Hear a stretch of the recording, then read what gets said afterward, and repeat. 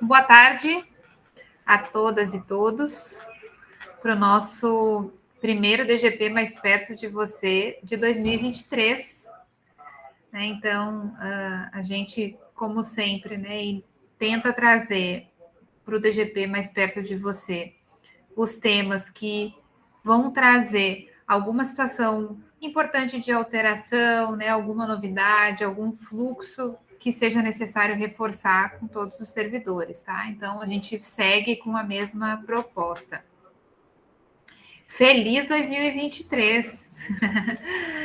É isso, Então, que seja um ano melhor que 2022, e que a gente possa aí ter muita história boa aí para contar juntos, Então, gente, a ideia é poder, então, a gente trabalhar nessa data a questão da licença saúde, o atestado web, a partir do decreto 11.255, Então, a gente tem uma questão legal aí que nos rege, A gente tem algumas alterações sistêmicas e é necessário que nós, servidores, vocês que vão ser diretamente afetados com essa questão, que saibam quais são os procedimentos, o que deve fazer, em que situação a gente se encontra, em relação a essas questões. Eu quero, antes de passar a palavra para a equipe, da CSS, e do CIAS, que vão estar conduzindo esse momento com vocês, passar alguns avisos, tá? A gente está entrando aí no terceiro ano do DGP Mais Perto de Você, tá? Então, foi um projeto que começou lá em 2021, sempre com essa proposta, que eu falei inicialmente, de trazer temas que visem trazer uma aproximação com o servidor para tirar dúvidas, esclarecimento, de questões da área de gestão de pessoas, mas a gente sabe que essa participação nem sempre é possível de maneira síncrona, A gente ter realmente um volume tão grande de servidores no momento que a gente institui esse espaço. Então, a gente criou uma playlist no YouTube, em que tem o link para essa playlist lá no nosso site, tá? Jorge, até se tu puder copiar para mim o link que eu tinha colocado. Lá vocês vão poder, na página da DGP, tem DGP Mais Perto de Você, está separado por ano e por tema, tá? Então, fica fácil de localizar, de acordo com a necessidade, da dúvida que tiver, de qual tema que deseja saber, vocês podem resgatar lá, tá? Então, a informação, o objetivo é a informação ficar acessível, para o maior número de servidores, tá? Então, espero que vocês aproveitem, o encontro, aproveitem esse espaço, para realmente tirar as dúvidas de vocês em relação aos procedimentos de licença saúde e atestado web, tá bom?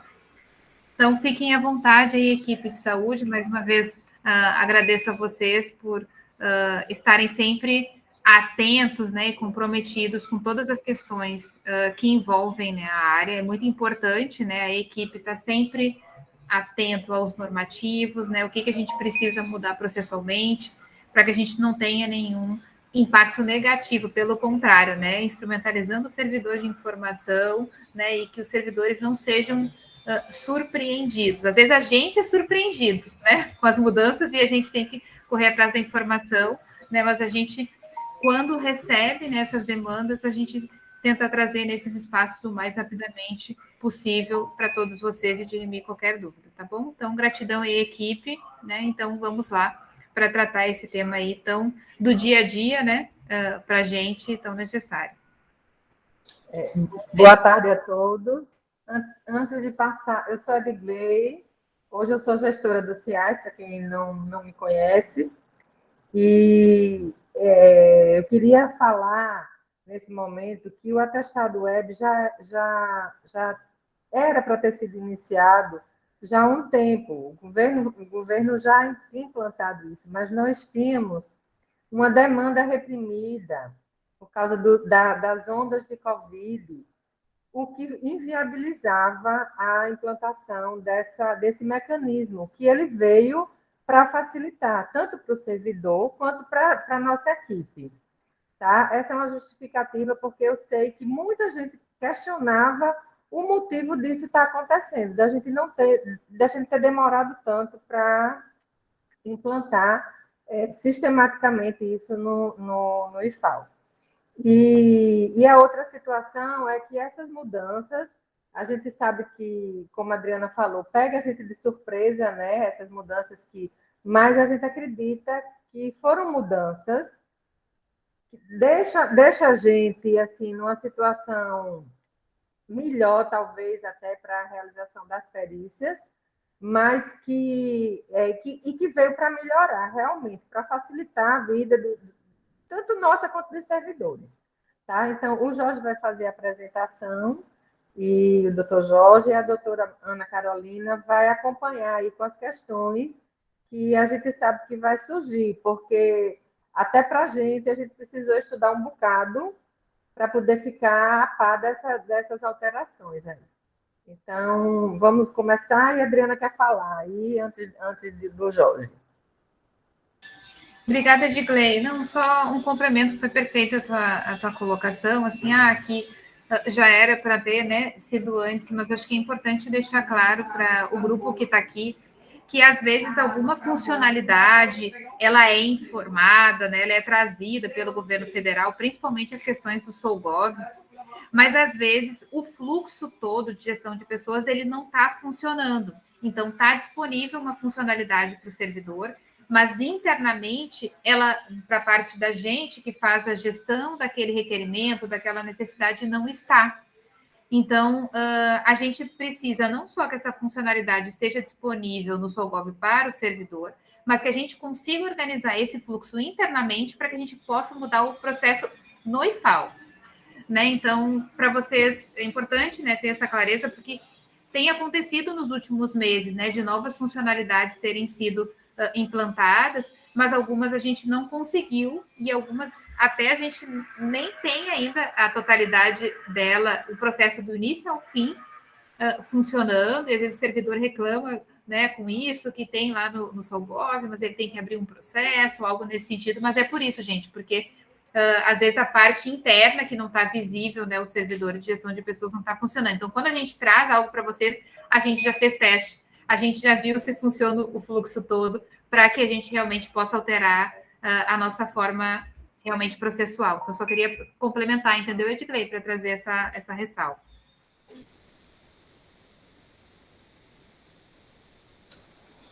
Olá, Hilda, ligasse a câmera, quer falar alguma coisa?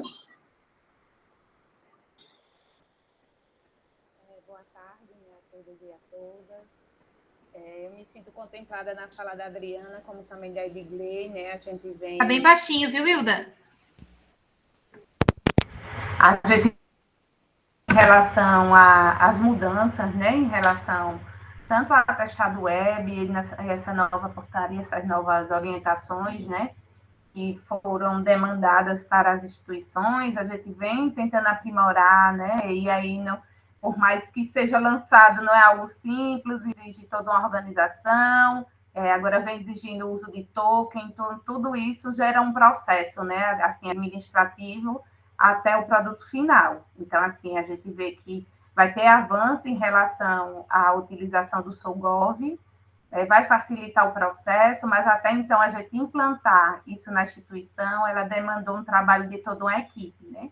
Principalmente do pessoal dos médicos peritos, que estão aí, a Edgley também, né? Vem enquanto perita e enquanto gestora do CIAS, né? Tentando entender como é o processo, e aí é um processo em construção, né? A gente está dando início a essa nova modalidade dentro do CIAS, que é o atestado web. Assim, é algo novo, no entanto, ainda é todo um período de aprendizado, né? A gente vai saber na prática como é que vai funcionar, inclusive os servidores. Então, o DGP Mais Perto de Você é justamente para a gente apresentar essa proposta para vocês e que, a partir daí, a gente sabe que vai demandar muitas dúvidas e que bom que essa apresentação ela vai ficar, né, salva, vai ficar gravado para que os servidores possam ver, e a gente sabe que na prática eles vão ter, né, algumas dificuldades, e a gente está aqui à disposição. É isso, Adriana.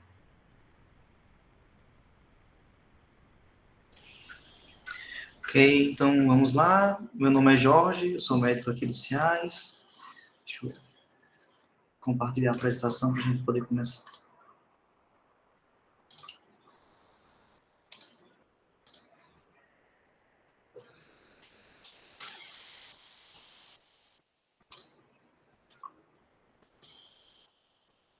Pronto. Eu não vou estar vendo ninguém aqui, né, como sempre, esse tipo de apresentação, mas quem quiser colocar alguma dúvida, a gente vai responder no final e a Ana vai estar aqui de lado.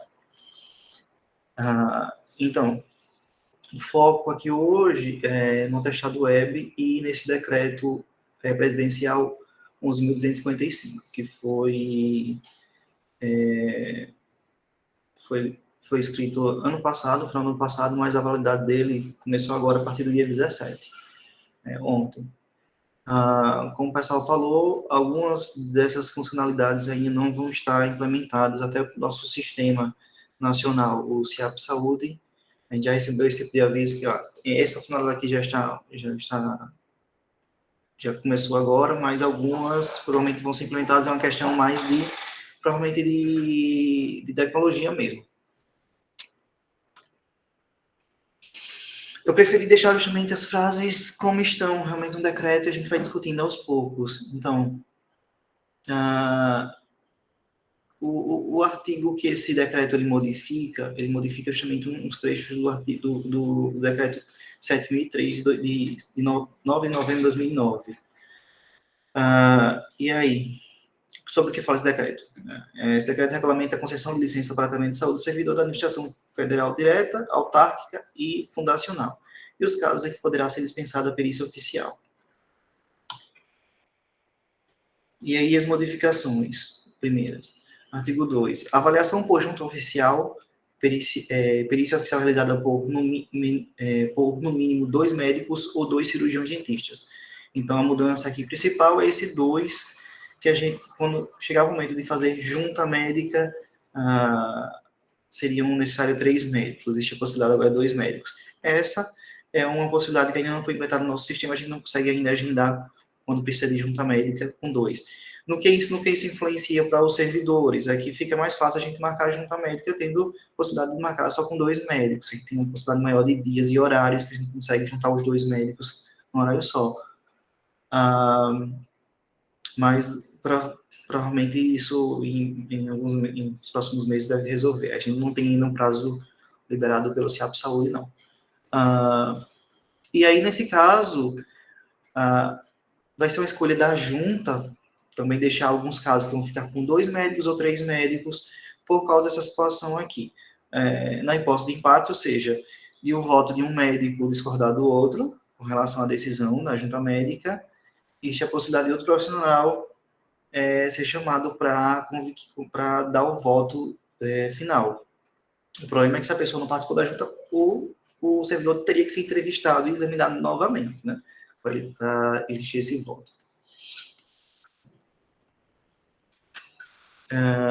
A perícia oficial de que trata o inciso 1 poderá ser realizada nas seguintes modalidades. Aí a gente vai discutir um pouquinho isso aqui. A avaliação presencial, normal, como é atualmente. A avaliação por meio de telesaúde, quando expressamente autorizado pelo servidor, ou análise documental. Tá? E aí depois, eles nesse decreto, eles determinaram que ia sair um documento especificando as situações como poderiam ser realizadas essas perícias aqui, quais situações específicas, a documental e a telesaúde. E aí vamos começar primeiro pela documental. Tá? Poderiam ser objeto de perícia oficial por análise documental somente as hipóteses de licença que ensejaram perícias oficial singular. Ou seja, se é uma perícia que deveria ser por junta médica, ela já não vai poder ser feita de forma documental. Então, passou de 120 dias acumulados do servidor, do afastamento do servidor no ano, ou de 60 no caso para acompanhamento de familiar, por exemplo. Então, esse tipo de perícia ele já não vai poder ser feito por análise documental. A perícia oficial por análise documental poderá ser realizada a critério do perito nas seguintes hipóteses. A gente vai reforçar aqui que sempre se coloca a critério do perito, porque vai ter algumas situações onde pode restar alguma dúvida documental mesmo. Avaliações técnicas que não envolvam análise da capacidade laborativa ou invalidez. E aí eu tenho que dizer aqui que existe um problema existem vários problemas nesse texto, na verdade, mas um deles é esse aqui. Esse texto, quando ele cita capacidade laborativa, ele está citando um tipo de avaliação específica, um tipo de perícia específica, que geralmente é solicitada pela chefia. A chefia pode solicitar a avaliação de capacidade laborativa. Então, está se referindo exatamente sobre isso. E isso aqui está sendo retirado, a gente entendeu que foi retirado de um texto do Conselho de Medicina, que ele fala também em capacidade laborativa, mas quando eles estão tratando lá, eles estão falando de uma forma geral, tá? Mas aqui, ele está falando disso. Avaliações que não envolvam análise de capacidade laborativa ou invalidez, e licença por motivo de doença e pessoa da família que não excedam 30 dias corridos. Ok? Essa situação que ele coloca aqui, avaliações técnicas que não envolvam análise de capacidade laborativa, a gente vê essa diferença quando coloca o texto do CFM, do Conselho, que, na verdade, qualquer perícia que fosse para afastamento do próprio servidor, ele não poderia entrar. Porque realmente a gente estaria avaliando a capacidade dele de trabalho. Tá, ok? Então, não poderia, a perícia documental teria esse desentendimento entre o decreto e o Conselho. E aí, como fica a critério do perito, a escolha no momento dos peritos dos CIAs é que esse tipo de afastamento não ocorra por análise documental. As licenças para tratamento de saúde do servidor poderão ser objeto de perícia oficial por análise documental quando o tempo de espera para a realização da perícia for superior a 30 dias corridos, contados do envio do atestado. Vê que ele estabelece também essa regra. E essa regra, veja só, ele coloca a partir do envio do atestado. Não é do tipo, o servidor enviou o atestado hoje, o afastamento foi hoje, mas o servidor só enviou o atestado 30 dias depois. Ele se conta a partir do envio do atestado, tá certo? Então, isso aqui está sendo pensado justamente para vários CIAs que tem uma fila muito grande para perícias, que não é o caso da gente no momento. A gente, principalmente a gente continuou funcionando aí durante a pandemia, tivemos nossos problemas, né, algumas dificuldades, mas a gente continuou funcionando. Então, a gente não teve uma demanda tão grande e represada. Alguns cantos ficaram com demanda tão grande que fica essa situação de uma fila de espera de mais de 30 dias. Isso pensando aqui em perícia singular, que é esses afastamentos que até 120 dias, por exemplo. Aí não poderá ser realizada a perícia oficial por análise documental quando a soma dos períodos de licença para tratamento de saúde do servidor ou a licença por motivo de tratamento de doença da pessoa da família, ainda que de forma não consecutiva seja superior a 60 dias dentro do período de 12 meses. As hipóteses que demandarem perícia externa, em razão de o periciado estar impossibilitado de se locomover ou hospitalizado, poderão ser objeto de perícia oficial por análise documental, a critério do perito, para licenças de até 120 dias, no período de 12 meses, a contar do primeiro dia de afastamento, desde que a condição seja comprovada por relatório médico. Tá? Justamente, e aí vai ter que ter uma documentação comprovando, por exemplo, se é uma situação de hospitalização, né, vai precisar de relatório disso, não só o servidor verbalizar que não pode comparecer, tá? A perícia oficial por análise documental ficará condicionada à apresentação de atestado legível e sem rasuras, contendo os seguintes elementos: nome completo do servidor e, quando for o caso, da pessoa da família, data da emissão do documento médico ou do cirurgião dentista, código da classificação internacional de doenças, o CID, a assinatura do profissional emitente e carimbo de identificação com registro do conselho de classe, que poderão ser eletrônicos ou digitais, desde que respeitados os parâmetros estabelecidos pela legislação vigente, e tempo de afastamento. E mais outros documentos que sejam necessários que se entenda que comprovem o adoecimento.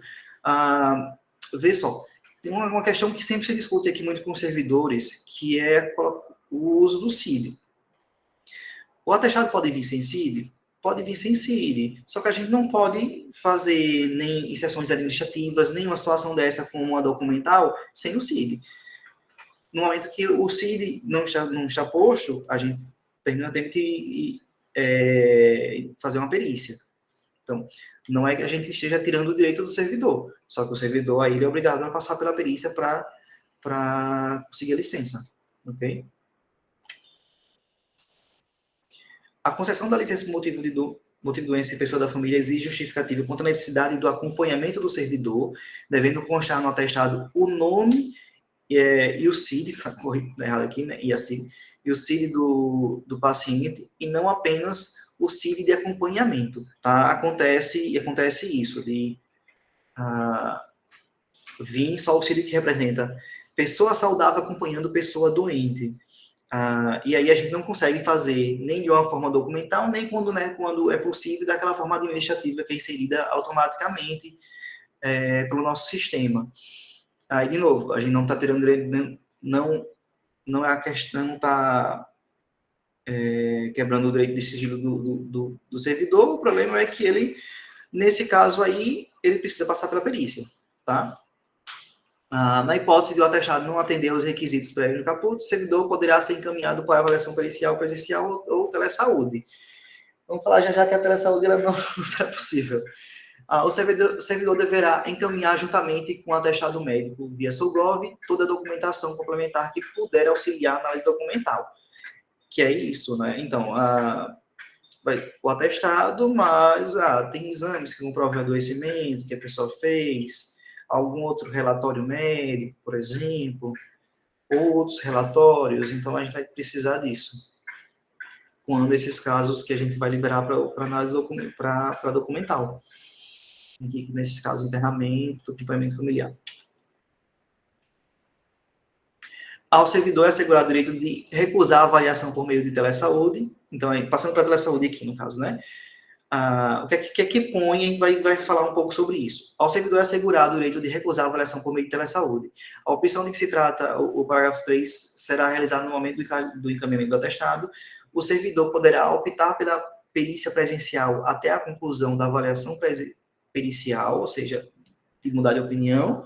Ao médico ou cirurgião dentista é assegurada a autonomia para escolher entre as modalidades de realização de perícia oficial que se trata do parágrafo 1, e, caso considere necessário, o perito poderá optar pela perícia presencial a qualquer tempo.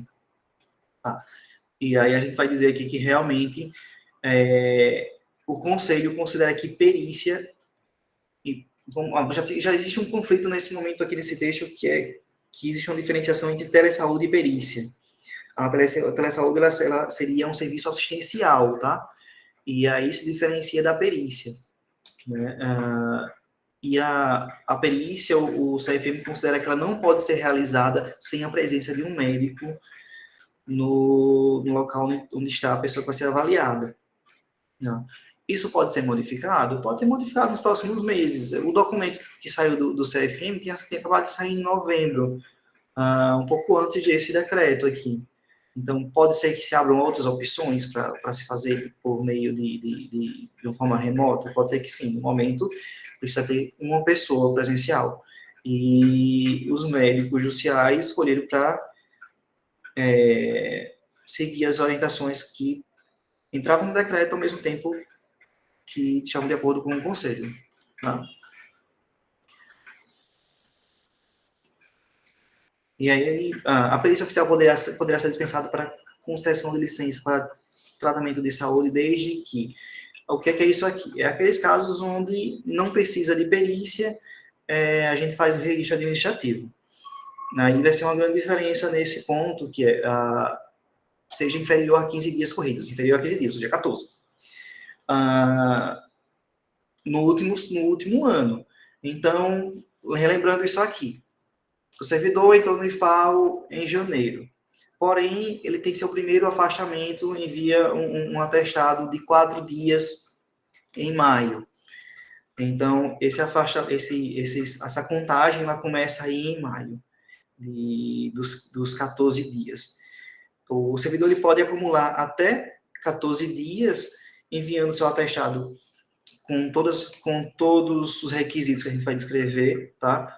E o seu registro da sua licença, ela pode ser de forma administrativa, tá? Anteriormente, eles eram 5 dias. A gente podia só 5, o máximo de 5 dias por vez, somando os 14 ao final desse ano.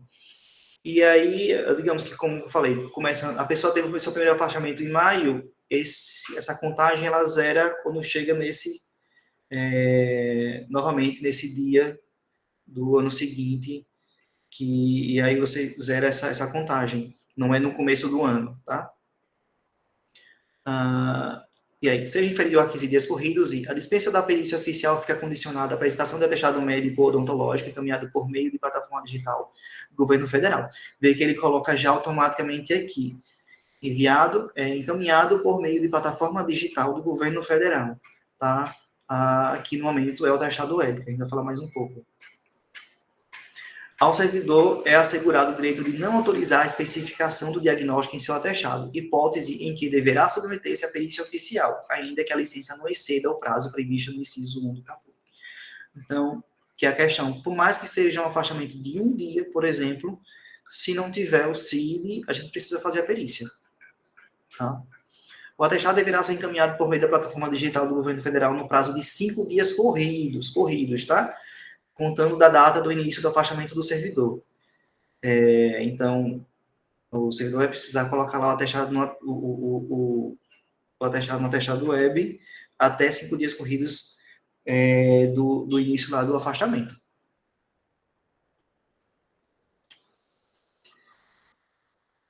E aí, justamente, a perícia oficial poderá ser dispensada para concessão da licença por motivo de doença em pessoa da família, nos termos dispostos no artigo 83 da Lei 8.112, desde que seja inferior a 15 dias corridos, mediante prestação de atestado médico ou odontológico, conforme o caso que contém justificativa quanto à necessidade de acompanhamento por terceiro.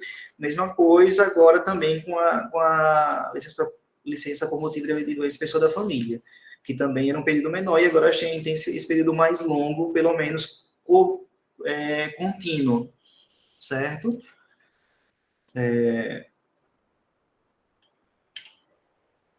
Porque era acima de 3 dias, já precisava passar. O não comparecimento do servidor à avaliação pericial agendada, exceto por motivo justificado, caracterizará a falta ao serviço no período indicado no atestado de saúde, nos termos dispostos no inciso 1 do caput do artigo 44 da Lei 8.112, tá? Bem, aqui não tem muito o que falar, né?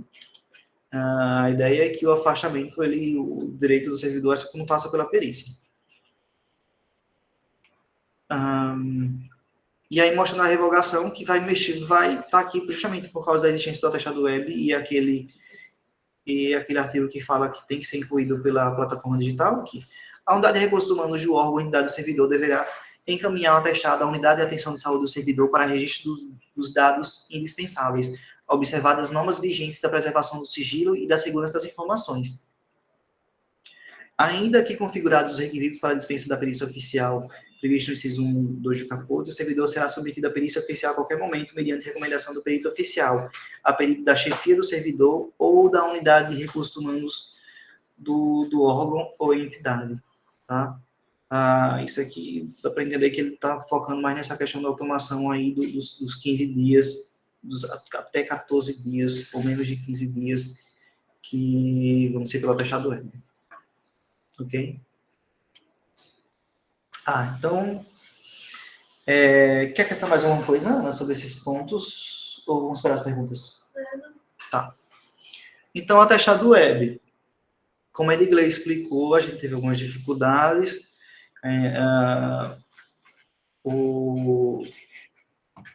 Primeira coisa, a questão da inserção, que ela precisa ocorrer até os 5 dias, né, do tempo corrido. O atestado web, você consegue também fazer inserção por via do computador, mas ele não funciona tão bem como funciona no aplicativo de celular, tá? Esses termos que estão aqui, às vezes eles mudam, por exemplo, essa área de autoatendimento aqui, onde a gente vai entrar, acessar, que vai ser no aplicativo do SouGov, às vezes ela muda um pouco de nome, tá? Mas, em geral, essa aqui é um mais atualizada. Então, o servidor vai precisar entrar no aplicativo do SouGov, vai ter essa área aqui chamada Minha Saúde, e aí nessa área você vai poder clicar em atestado e chegar na opção de incluir. Essas opções aqui, a gente deve incluir em breve, né? O exame periódico mesmo está próximo. Então, vai clicar em incluir e vai vir para essa janelinha de enviar o atestado. Clicando justamente nesse botão aqui do atestado, vai abrir a opção de você buscar no seu celular o arquivo que você está escolhendo para anexar. É bem possível que algumas pessoas tenham alguma dificuldade com os formatos que estejam em JPG, tá? Então, quando tiver alguma dificuldade nesse sentido, às vezes é só modificar o tipo de arquivo que está sendo adicionado para conseguir colocar, tá? Em PDF, JPG, em PNG, geralmente consegue sem problema. A gente geralmente tem um problema aqui no nosso sistema, o CIAP Saúde, que dá algumas vezes um problema com os JPG, sinceramente, que vêm dos iPhones. Por algum motivo, várias vezes que o pessoal tira foto dos atestados do iPhone, dá algum tipo de problema que eu não entendo como é que acontece. Provavelmente é aqueles recursos de foto com algum tipo de animação. Mas se puder salvar a foto ou editar a foto para salvar novamente, para depois enviar, geralmente isso resolve. E isso é uma percepção da gente, não tem ninguém falando sobre esse assunto, mas a gente tem visto acontecer, tá? E aí, vai anexar o arquivo, mas ele vai pedir as informações que estão dentro do atestado. Aí já informando que a gente vai checar essas informações também, então, para não colocar nada que não esteja escrito no atestado, tá certo? Muitas vezes o leitor, ele já pega de uma forma automática e preenche algumas coisas, mas às vezes ele não preenche tudo e o servidor precisa preencher. E aí a gente confere para ver se está batendo. Se o CID que está escrito lá é o mesmo CID que está dentro do atestado. Porque o que acontece? Muitas vezes, por exemplo, a pessoa fez cirurgia, o nosso sistema ele não aceita até 15 dias ainda vai, sim. Mas, por exemplo, aquela situação de acompanhar familiar, o sistema ele não vai aceitar. E aí, se o servidor colocar por conta própria qual seria o diagnóstico, ele não vai aceitar, tá certo? Tem que ser a informação que está ali no atestado. E aí, a informação do atestado tem que ser justamente o adoecimento que o familiar teve e também tem que estar informando que esse servidor é necessário para o acompanhamento desse familiar. Tem que ter essas informações no atestado de acompanhamento familiar. Certo? Então, aqui, justamente, quando você passa para a parte de incluir atestado, tem atestado para a própria saúde ou tem atestado para acompanhar o familiar. Certo? Aqui o CRM, vai ter a unidade de onde vem o CRM. Como a gente tem tido muitas vezes agora esses atendimentos online, aconteceu agora muito com o Covid, então ficar de olho quando vai preencher aqui, que tem Minas Gerais, tem tido de São Paulo também, e aqui o registro do médico. Para quem, inclusive, tem médico da Unimed, são os últimos números, que eles colocam todos os números da cooperativa. Automaticamente vai puxar aqui o nome do profissional, não vai precisar digitar, certo? E aqui vai digitar o dia de afastamento do início e o final, quantos dias são e quando começa o afastamento.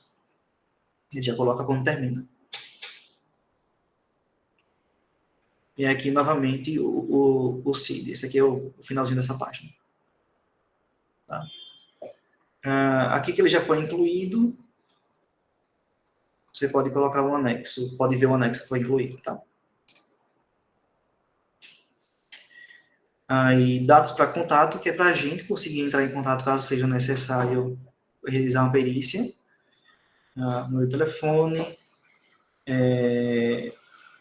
E aí, algumas informações que a gente precisa colocar que vão ser... que já é uma questão que acontece com a gente no momento, né? Então, a seleção deste item apenas se você tiver indícios que esse afastamento é decorrente de um acidente de serviço ou moléstia profissional, pois será obrigatória a avaliação pericial independente da quantidade de dia de afastamento. Tá? E aí aqui, se o servidor vier, é bom trazer algumas comprovações que foi acidente de serviço já. por exemplo. Mas não vai pedir documentação nesse caso aqui, não. E aqui, selecione esse item se estiver fora dessa localidade de exercício. Então, se não tiver em Alagoas. Esse aqui, se não tiver em Alagoas, tá? Localidade, quando está falando de estado. Selecione perícia externa apenas nos casos em que o periciando, o servidor ou seu familiar esteja internado e sem previsão de alta ou impossibilitado de locomoção. Se a pessoa marcar assim aqui, tá? A pessoa vai marcar se é domiciliar ou hospitalar, a necessidade de perícia hospitalar domiciliar.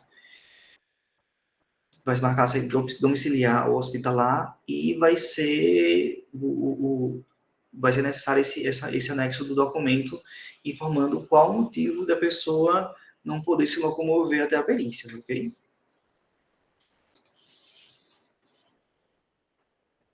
Aqui, mais informações sobre contato, tá? Endereço. E a declaração justamente informando por que a pessoa não pode comparecer naquele momento. E aí, se não tiver, a gente não tem como fazer essa perícia domiciliar ou no hospitalar, ou avaliar se ela pode ser inserida de forma documental, que seria justamente uma possibilidade que a gente está colocando, seria esses casos aqui, em caso de internação, em caso de acompanhamento de familiar que não possa comparecer, tá bom? E aí ele vai colocar os dados, por exemplo, de para onde está indo, onde você vai fazer a avaliação. A maior parte dos servidores aqui vai ser aqui mesmo, né? Vai aparecer esse AIS e FAO aqui. Aqui no caso. IFAO, esse AIS e FAO. Aqui é atestado para a própria saúde e o acompanhamento de familiar. Aqui vai estar o atestado caso você queira clicar para ver se está tudo ok, tá? E aí, no momento que você envia, vai ficar aparecendo enviados para análise. E aí, a equipe aqui do CIAS vai olhar se está tudo ok, entre o que está escrito e o que está no próprio documento, para dizer se só confirma e vai ser enviado o registro para o servidor, ou se esse servidor precisa passar por perícia. Tá ok? E aí, ocorrendo isso, por exemplo, se foi registrado, o servidor já recebe automaticamente aqui pelo atestado web. Se foi enviada a perícia, o servidor vai passar por perícia. Aí também o agendamento vai ser recebido também aqui pelo atestado web. Tá? Aqui, em vez de enviados para análise, vai ter a questão de que a pessoa está com perícia agendada. E vai ter uma notificação no próprio aplicativo, e o documento, que geralmente quem fica no momento com esse documento seria a agenda. O servidor geralmente nem vê esse documento, que seria o agendamento. Ele vai dizer o perito, para estar agendado, o horário, e vai estar informando o local, que é aqui o CIAS mesmo, tá?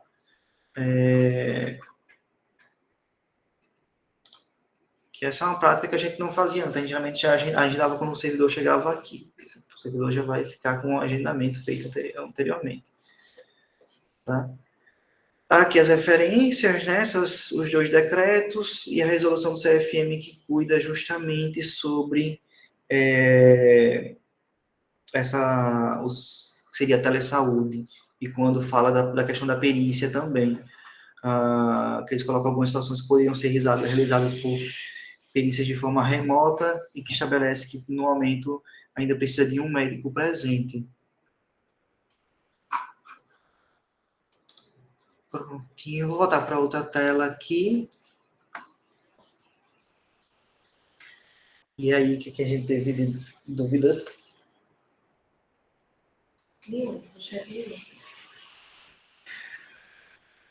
E aí, gente, deve ter pelo menos algumas coisas que eu falei não foi um pouco mais confusa e alguém não entendeu. Jorge, excelente, né? A gente parte do pressuposto, né, que quando não tem dúvidas é que foi claro, né? Então, gratidão aí pela apresentação. Eu que só quero fazer uma provocação, assim, para fazer um reforço numa questão que eu acho que pode não ficar clara, às vezes, para todo mundo, e é uma coisa comum e de reforçar, essa questão da contagem do período de um ano, né? Como que é feita efetivamente a contagem, né? Se é da data, né? Uma data X, quando falou lá, quando iniciou lá o primeiro atestado para frente, é da data que a pessoa está se apresentando um ano para trás, né? Então, para dar um reforço nisso, porque eu acho que é importante as pessoas saberem até para, né, irem acompanhando as suas situações, né? E saberem onde estão enquadradas, né? Dentro do quantitativo de dias. Pronto. Se tu quiser parar a apresentação, pode. Acho que pode parar. Vou parar ela aqui. Deixa eu até lembrar antes, não esqueça de falar sobre que essa apresentação que a gente fez sobre o atestado web, Vanessa fez para a gente uma cartilhazinha que a gente vai divulgar ensinando também, para ser distribuído, mostrando como utilizar de uma forma tá mais, assim, contar com o toque da Vanessa de sempre, de estar bem organizado, bonitinho, mostrando bem fácil de como usar o atestado para vocês distribuírem para os servidores, tá? A gente vai colocar, vai entrar no site também. Então, sobre essa questão do afastamento, a contagem. Digamos que a pessoa nunca se afastou, e ela se afasta pela primeira vez em 1º de junho. Se afastou por um dia. Essa contagem ela vai começar a partir daí. Então, digamos que a pessoa se afastou em junho, aí que afastou mais 4 dias em novembro. Então, ela vai estar acumulando aí 5 dias. Aí se afasta mais 5 dias em janeiro. Aí vai estar acumulando aí 10 dias. Então, esse número ele vai zerar só quando chegar novamente no dia do primeiro afastamento, certo? E aí, isso não vai permanecer para sempre esse dia, porque, digamos, zerou, chegou em junho novamente e zerou os dias, e a pessoa fica sem afastar novamente por um tempo. Julho, agosto, setembro, e novamente, depois de já ter zerado, essa pessoa se afasta, digamos, em novembro, por 3 dias. Então, essa data de novembro é que vai se tornar agora o início do prazo. A contagem vai ser a partir daí. E aí, lembrando, somatório, ele coloca menos de 15, ou seja, 14 dias, o máximo que pode se acumular. E a grande diferença agora é que a pessoa pode até enviar um atestado de 14 dias. Gastar, digamos, todos os afastamentos de uma vez. Antes a gente só podia fazer essa inserção administrativa até 5 dias por vez. Em caso de acompanhamento familiar, era até 3 dias por vez. Então, deu uma facilitada aí para o servidor e, obviamente, para a gente também, né? E para as CGPs, você vê que ele coloca realmente esse caminho direto aqui com a gente, né? Vai vir direto para a gente. O que vai acontecer localmente vai ser a questão de chefias, de cobrar do servidor, né? E aí, tá tudo certinho? Tá comprado, já fez a perícia, né? A licença tudo certo? Ok. Mas tira um bocado de trabalho das CGPs, a gente entende também. Claro que provavelmente no começo vai ter um trabalho de ensinar alguns profissionais a usarem o atestado web.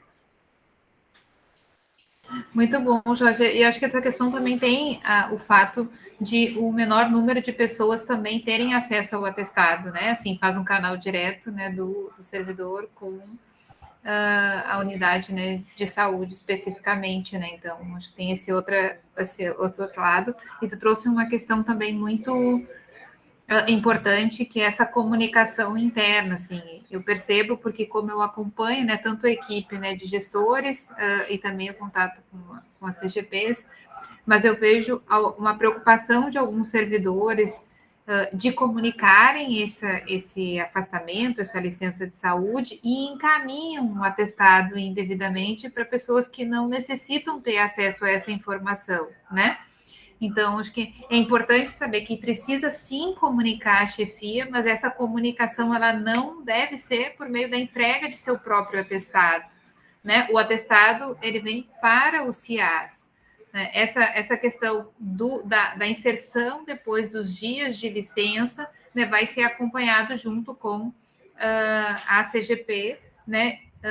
A partir da efetivação e da homologação desses dias de afastamento. Mas, obviamente, que é responsabilidade do servidor imediatamente né, ao seu afastamento, comunicar quantos dias de afastamento, né, e esse procedimento do agendamento da sua perícia, quando se faz necessário, né, como que ficou, não é simplesmente a gente não dar um retorno. Então, acho que a gente vê as duas coisas, né, às vezes um excesso, sabe, de informação, né, que não se deve, né, entregar o atestado a quem não é de direito, a questão do sigilo, como da mesma forma, às vezes não passar informação nenhuma referente a esse afastamento, tá? Então, a comunicação deve acontecer, mas com realidades diferentes quando é a liderança e quando é o CIAS.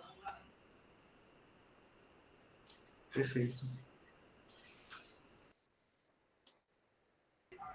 Mais alguma coisa? Pessoal, temos até aí gestores aqui, né? Se também, né, quiserem. Então, inicialmente vai ter esse material aí da Vanessa, mas nós devemos preparar mais materiais para deixar bem fácil essas informações, tá? Sem contar modificar a informação que está lá no site, que ainda não modificou ainda. Esses próximos dias eu modifico para ficar igual esse padrão, né?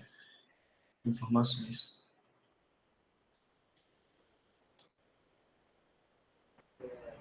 Parece que nenhuma dúvida, Jorge. Acho que, né, objetivo, né, acho que a questão também de mostrar, né, como funciona no aplicativo também facilita bastante, né, a visualização do procedimento. E depois ainda com as informações complementares, né, acho que a gente minimiza aí a dificuldade, até porque o procedimento não é extremamente complexo, né, de ser realizado. Quero parabenizar, né, toda a equipe, né, Jorge está sendo isso, exatamente, Magna, é bem intuitivo, né, então facilita bastante. Então, agradecer toda a equipe, né, claro que o Jorge aí o porta-voz, o representante, né, eu sei que a equipe trabalha toda coletivamente nessa discussão e na elaboração de todo o trabalho, né, e propiciar que a gente consiga estabelecer um fluxo e comunicar aqui para vocês.